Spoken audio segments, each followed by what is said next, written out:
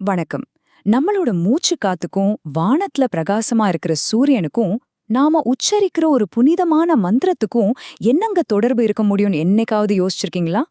வாங்க, இன்னைக்கு சாந்தோக்கிய உபனிஷத்துன்னு ஒரு ரொம்ப பழமையான நூல்ல இருந்து ஒரு ஆழமான தியான முறைய பத்தி பார்க்க போறோம். அது பிரபஞ்சத்தையும் நம்மையும் எப்படி இணைக்குதுன்னு தெரிஞ்சுக்கலாம். இந்த கேள்விக்கு பதில் சொல்றது ரொம்ப கஷ்டம்னு தோணுது இல்லையா? ஆனா நீங்க நம்பினாலும் நம்பாட்டியும் சாந்தோக்கிய உபனிஷத் இதுக்கு ரொம்பவே கவித்துவமான ஆழமான ஒரு பதில கொடுக்குது.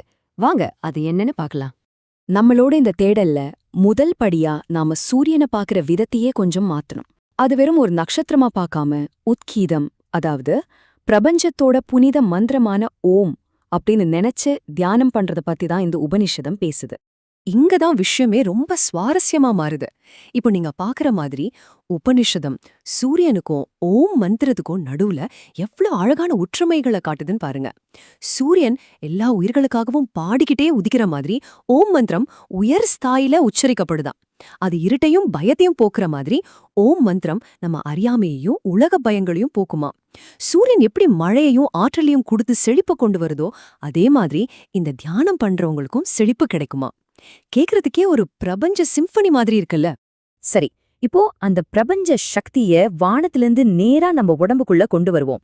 சூரியனுக்கும் நமக்கும் உண்மையில என்னதான் தொடர்பு? வாங்க பாப்போம். உபனிஷதம் இங்க ஒரு நேரடி கனெக்ஷன் கொடுக்குது. நம்ம உடம்ப இயக்குற உயிர் சக்தி இருக்கே, அதான் பிராணன். அதுவும் சூரியனும் ஒண்ணுதான் சொல்லுது. எப்படின்னு கேக்குறீங்களா? ரொம்ப சிம்பிள். ரெண்டுமே வெப்பத்தோட ஆதாரம். நம்ம உடம்புல இருக்கிற சூடு இந்த பிராணனால வருது, அதே மாதிரி பிரபஞ்சத்தோட சூடு சூரியன் கிட்டேந்து வருது. ஆனா இங்க ஒரு ட்விஸ்ட் இருக்கு. நம்ம செயல்களுக்கான உண்மையான சக்தி நம்ம மூச்சுல இல்லையா, அது அந்த மூச்சுட்டு நடுவுல இருக்கிற ஒரு சின்ன இடைவெளியில தான் இருக்கான். பாருங்க, நம்ம மூச்சு சுழற்சிய 3 பகுதியா பிரிக்கலாம். பிராணன்னா நம்ம மூச்ச வெளியே விடுறது, அபானன்னா மூச்ச உள்ள இழுக்கிறது. ஆனா உபனிஷதம் நம்ம கவனத்தை எங்க திருப்புது தெரியுமா? இந்த ரெண்டுக்கும் நடுவுல வர்ற வியானன் மேலதான். அதாவது மூச்ச வெளியே விட்டு திரும்ப உள்ள இழுக்கிறதுக்கு நடுவுல ஒரு சின்ன கேப் வருமே, அந்த அமைதியான இடைவெளி. அந்த அமைதிக்குள்ளதான் மிகப்பெரிய சக்தி ஒளிஞ்சிருக்கான். இது எவ்ளோ உண்மைன்னு கொஞ்சம் யோசிச்சு பாருங்களேன். நம்ம பேசும்போது, இல்ல ஒரு மந்திரத்தை சொல்லும்போது, வேகமா ஓடும்போது, ஏன் ஒரு கனமான வில்ல வளைக்கும்போது கூட நம்ம என்ன பண்ணுவோம்? இயல்பாவே மூச்ச பிடிச்சுக்குவோம். அந்த க்ஷணம்தான் வியானான். அப்போ நம்ம உண்மையான சக்தி அந்த அமைதியான இடைவெளியிலிருந்து தான் பிறக்குது. சரி, பிரபஞ்சத்தையும் நம்ம உடம்பையும் கனெக்ட் பண்ணிட்டோம். அடுத்தது நாம தியானம் பண்ற அந்த உத்கீதம் அப்படிங்கிற சொல்லுக்குள்ள என்ன சக்தி இருக்குன்னு பார்க்கலாமா? அதோட ஒவ்வொரு அசைக்குள்ளயும் ஒரு முழு பிரபஞ்சமே அடங்கியிருக்கு. உபனிஷதம் உத்கீதம்ங்கிற மந்திரத்தை 3 அசையா பிரிக்குது. உத் கீ த. உத்னா உயிர் சக்தியான பிராணன். ஏன்னா பிராணந்தா நம்மளை எழ வைக்குது, அதாவது உத்திஷ்டதி. கீனா நம்ம பேச்சு, அதாவது வாக். ஏன்னா வார்த்தைகளை கிரஹா அப்படின்னு சொல்வாங்க. தனா உணவு. ஏன்னா இந்த உலகத்துல எல்லாமே உணவாலதான் தாங்கப்படுது, அதாவது ஸ்திதம். பாத்தீங்களா? உயிர், பேச்சு, உணவு, வாழ்க்கையோட 3 அத்தியாவசியமான விஷயங்கள். இதோட முடியல. இந்த நூல் இன்னும் ஆழமா போகுது. ஒவ்வொரு அசையையும் பிரபஞ்சத்தோட வேற வேற லேயர்ஸோட இணைக்குது. உத்துனா ஸ்வர்க்கம், சூரியன் சாமவேதம். கீனா பித்ருலோகம், காத்து யஜுர்வேதம்.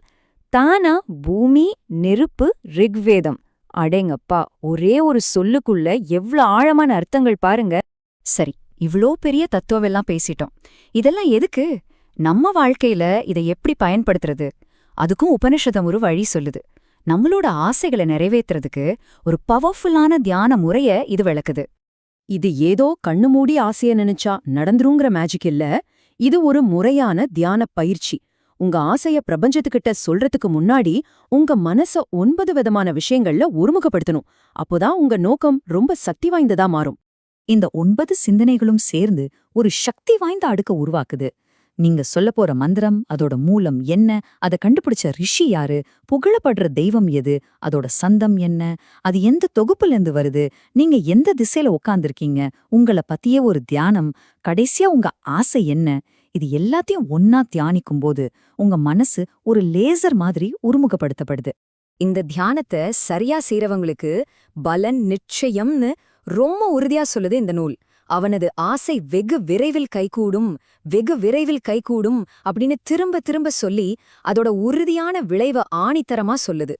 சரி, இந்த பழங்கால தியான பயணத்திலிருந்து நாம எடுத்துக்க வேண்டிய முக்கியமான விஷயம் என்ன? நாம வானத்துல இருக்கிற சூரியன்ல ஆரம்பிச்சு நம்ம உடம்புல இருக்கிற மூச்சுக்குள்ள வந்து ஒரு வார்த்தையோட அசைக்குள்ள நுழைஞ்சோம். இதுல இருந்து என்ன தெரிஞ்சுக்கிட்டோம்? இந்த பெரிய பிரபஞ்சமும் நம்ம சின்ன உடம்பும் ஒன்னோட ஒண்ணு பிரிக்க முடியாதபடி பிணைக்கப்பட்டிருக்கு. எல்லாமே ஒண்ணுதான்.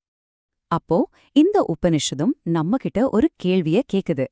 பிரபஞ்சத்தோட இந்த இசைக்கு உங்க வாழ்க்கையை நீங்க எப்படி இசைக்க போறீங்க? இந்த ஆழமான தொடர்புகளை உணர்ந்து வாழ்ந்தா நம்மள சுத்தி இருக்கிற உலகத்தோட இன்னும் அதிக இணக்கமாவும் அமைதியாவும் வாழ முடியும்னு சொல்லுது. நன்றி.